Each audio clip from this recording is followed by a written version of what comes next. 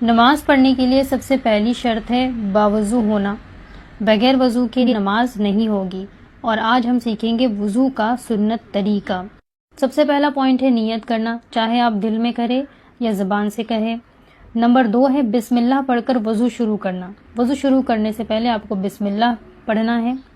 Number 3 ہے دونوں ہاتھ 3 مرتبہ گٹوں تک دھونا، دونوں ہاتھ 3 مرتبہ گٹوں تک دھونا۔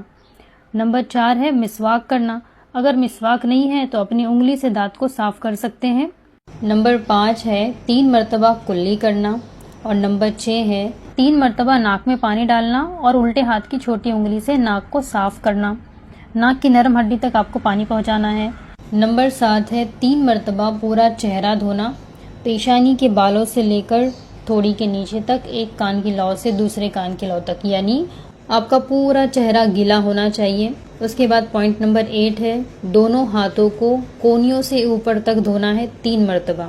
سب سے پہلے آپ سیدھا ہاتھ دھوئیں گے، اس کے بعد الٹا ہاتھ 3 مرتبہ کونیوں سے اوپر تک دھونا ہے۔ یاد رکھیے جب آپ وضو کرو گے تو ایک بال کے برابر بھی کوئی جگہ سوکھی نہیں رہنی چاہیے۔ اب انگلیوں کا خلال کیسے کرنا ہے دیکھیے، بائیں ہاتھ کی ہتھیلی دائیں ہاتھ کی پشت پر رکھنا ہے، انگلیوں کو اس طریقے سے ایک دوسرے میں ڈالنا ہے اور کونیوں سے لے کر اس طریقے سے انگلیوں کا کھلال کرنا یہاں تک ہم نے دیکھ لیا تھا۔ انگلیوں کا کھلال کرنے کے بعد اپنے ہاتھ کو گیلا کر کے پورے سر کا مسح کرنا ہے، پورے سر کا، کانوں کا، گردن کا مسح کرنا۔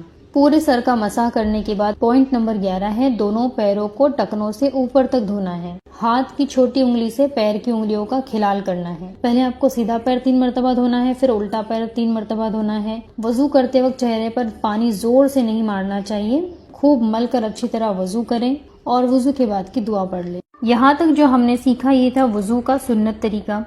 اب ہم سیکھیں گے وضو کے فرائض۔ وضو میں 4 چیزیں فرض ہوتی ہیں، فرض یعنی وہ چیز جو کمپلسری آپ کو کرنا ہی ہے۔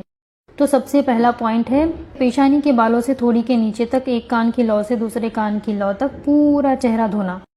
نمبر 2 ہے دونوں ہاتھوں کو کونیوں سے اوپر تک 1 مرتبہ دھونا۔ نمبر 3 ہے 1 مرتبہ چوتھائی سر کا مسح کرنا، اور نمبر 4 ہے دونوں پاؤں ٹکنوں سمیت 1 مرتبہ دھونا۔ تو فرض وضو میں ہم 1 مرتبہ اعضاء کو دھوتے ہیں اور سنت وضو میں ہم 3 مرتبہ اعضاء کو دھوتے ہیں۔